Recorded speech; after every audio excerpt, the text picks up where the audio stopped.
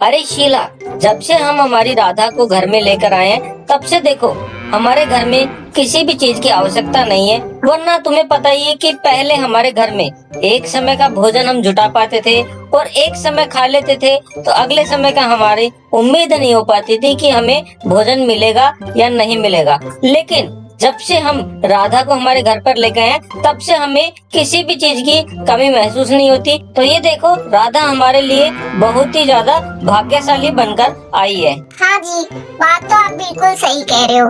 ये तो मैं भी मानती हूँ कि राधा को जब से हम लेके आए हैं तब से अपने दिन ही पलट गए हैं। और राधा जो दूध देती है उससे अपने घर का खर्चा आराम से चल जाता है। और उसकी प्यारी सी जो ये गुड़िया उसकी मुन्नी हुई है, उससे तो बहुत ही घर में हंसी खुशी का माहौल बन गया है। जब वो छोटे छोटे पाँव से अपने घर में घूमती है तो बहुत ही अच्छा लगता है। और मैं सोच रही हूँ कि हरी हरी घास हो गई है, वो जाके खेत से ले आती हूँ। अच्छा ठीक है, आप राधा और मुन्नी का ध्यान रखना, उन्हें टाइम पे पानी पिला देना अगर मुझे आने में थोड़ी देर हो जाए। हाँ हाँ जरूर, तुम निश्चित होके जाओ, मैं ख्याल रखूंगा। अच्छा ठीक है, मैं चलती हूँ, आप पीछे से ध्यान रखना। अरे राधा, आज तो मैं ही तुम्हारा ध्यान रखूंगा। तुम्हारी मालकिन तो खेत में चली गई, बहुत दिन हो गए हैं हम दोनों बात किए हुए। और आज मैं तुझे हरी हरी घास खिलाऊंगा और मैं तेरे लिए अभी बाल्टी में पानी भर कर लाता हूँ और मुनिया को और तेरे को पानी पिलाता हूँ। तुम्हें प्यास लगी होगी। मेरी प्यारी राधा, मैं तेरे लिए पानी लेकर आता हूँ और तुझको ठंडा ठंडा पानी मैं पिलाता हूँ, जिसको पीकर तुम और मुनिया खूब मजे करना।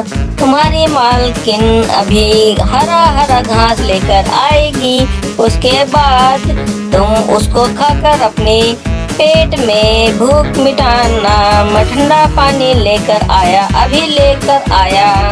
हाँ भैया, मैंने ही आपको बुलाया है। ये हमारी गाय है और इसका नाम राधा है। हमें इसको बेचना है। हम इसको बेचना नहीं चाहते, हमने इसको बड़े लाड प्यार से पाला है, पर कोई हमारी मजबूरी हो गई है, पैसे की जरूरत है, इसीलिए हम इसको बेच रहे हैं। क्या आप इसको खरीदोगे? हाँ हाँ बहन जी, क्यों नहीं, जरूर खरीदूंगा मैं आपकी गाय राधा को। लेकिन आप सभी को पता है कि मैं गाय और भैंस को खरीदने का और बेचने का काम करता हूँ, जिसमें मुझे कुछ पैसा मिल जाता है। तो जैसे कि हमारी फोन पे बात हुई थी कि मैं आपकी गाय राधा का मात्र 30,000 रुपए से ज्यादा नहीं दे पाऊंगा। अरे भैया, कुछ तो पैसे बढ़ाओ। केवल पैसे के लिए ही तो हम इसको बेच रहे हैं, वरना हमारी राधा देखो, आप बिल्कुल से हष्ट पुष्ट है, बिल्कुल से तंदुरुस्त है। हमें उसको बेचना ही नहीं था, पर हमारी कुछ मजबूरी है।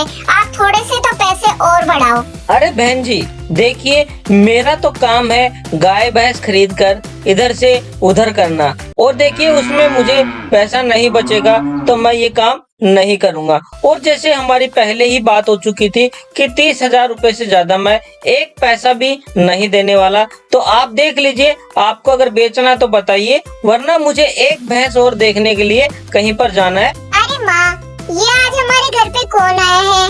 और ये हमारी मालकिन किससे बात कर रही है? और ये किसको ले जाने की बात कर रही है?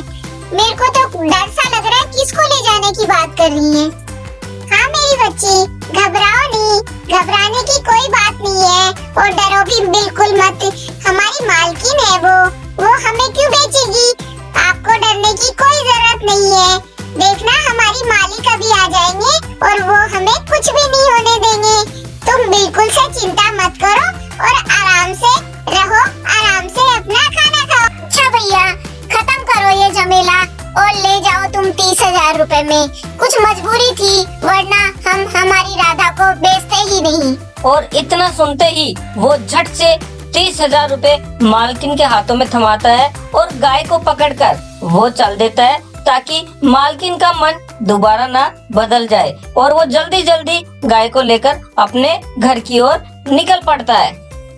और जैसे ही शीला गाय बेचती है, उन दोनों के बीच में बिल्कुल उल्टा पुल्टा हो जाता है और उनके अंदर बहुत ज्यादा झगड़ा होने लग जाता है और एक दूसरे से वो बात भी करना पसंद नहीं करते। कुछ उनके घर के अंदर आमदनी भी नहीं होती है, साथ ही साथ सब कुछ धीरे धीरे खत्म होने लगता है और दोनों लोग एक दूसरे से बहुत ही ज्यादा झगड़ा करने लग जाते हैं। सुबह से शाम, शाम से सुबह और रात तक वो एक दूसरे से झगड़ा ही करते रहते हैं। फिर दोनों लोग मिलकर ये निष्कर्ष निकालते हैं कि हमारी राधा के जाने के बाद ही ऐसा सब कुछ गड़बड़ घोटाला हुआ है, तो क्यों ना हम हमारी राधा को वापस लेकर आएं। और इस पर वो किसान जाकर अपने कमरे के अंदर बैठ जाता है कि मेरा तो सर दर्द करने लग गया रोज रोज तुम्हारे से ये बहस करते हुए। तो वो कुछ ऐसा करके अपने कमरे के अंदर चला जाता है और वो सोचने पर मजबूर हो जाता है। अरे शीला, सुनती हो, मेरा सर दर्द कर रहा है, एक कप चाय बना दोगी? अरे चाय भी अब बना सकती हो या नहीं बना सकती? राधा के जाने के बाद दूध की भी तुम्हारे पास व्यवस्था है या नहीं है? वरना हमारे पास कुछ भी कमी नहीं थी और अब देखो हमारी चाय भी नसीब नहीं होती। किसान की इतनी बात सुनकर शीला अफसोस में हो जाती है और वो चलकर कमरे के अंदर आती है और जाकर किसान के पास खड़ी हो जाती है और बहुत ही उदास स्वर में वो उससे कुछ बोलने लगती है। हाँ, मैं सोच रही थी, आप बिल्कुल सच कह रहे हो। राधा जब हमारे पास थी तो हमारे पास सब कुछ था, पर मैंने गलती कर दी। अब मैं क्या करूं? मेरे को इस बात का बहुत अफसोस है।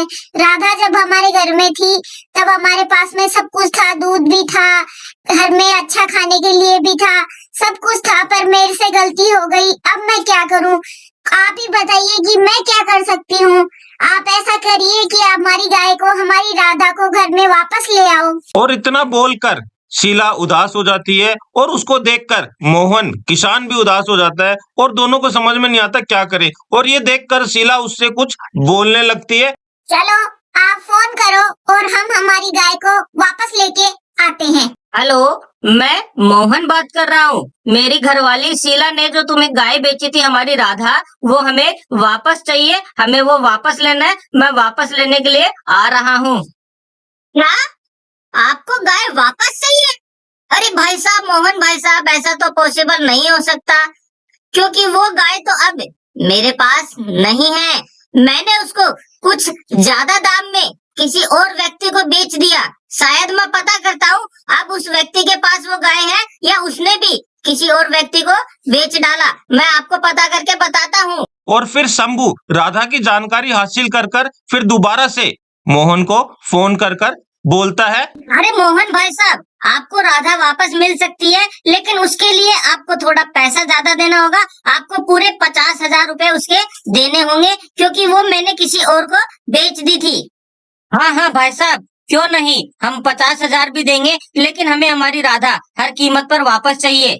और अगले दिन जब मोहन वापस घर आता है तो क्या देखता है, शीला घर के बाहर अकेली ही उदास खड़ी है। तो मोहन धीरे धीरे चलकर शीला के पास जाता है और शीला से कुछ कहने लगता है। अरे शीला, क्या बात है, तुम बाहर ही क्यों खड़ी हो और तुम्हारा ये चेहरा इतना उतरा हुआ क्यों है? क्या बात हो गई? कोई समस्या है? पेट दर्द कर रहा है या फिर भूख के मारे तुम्हारे पेट में चूहे कूद रहे हैं? कुछ तो बोलो मुंह से। मोहन की बात सुनकर शीला फिर से उदास हो जाती है और मोहन को कुछ बोलने लगती है। मेरे को राधा की बहुत याद आ रही है। मैंने ऐसा क्यों किया? मैंने राधा को क्यों भेज दिया? आज मेरा मन बिल्कुल भी नहीं लग रहा और मेरे को राधा की बहुत याद आ रही है। काश राधा वापस आ जाए। अरे शीला, देखो तो हमारे बाड़े में मैं हमारी राधा को वापस लेकर आया हूँ। और देखो राधा हमारे बाड़े के अंदर दोबारा से वापस से घास फूस खा रही है। एक बार जरा नजर घुमाकर देखो तो हमारी राधा, देखो कितनी अच्छी लग रही है और कितनी हष्टपुष्ट है। अरे वाह, हमारी राधा वापस आ गई। अरे वाह, मैं राधा को देख के बहुत खुश हूँ और जो मैंने गलती करी थी वो मैं कभी भी नहीं करूँगी। अब मेरी राधा को मैं बहुत ही प्यार से रखूंगी और आप भी मुझे माफ कर दीजिए। मैंने राधा को बेचा, आगे से मैं पूरा ध्यान रखूंगी और मेरी राधा से खूब प्यार करूंगी। और राधा के घर पे आते ही फिर से उनका पहले जैसा माहौल बन जाता है और उनके घर में सब कुछ पहले जैसा हो जाता है और बहुत अच्छी खुशी से वो अपना जीवन यापन करने लगते हैं।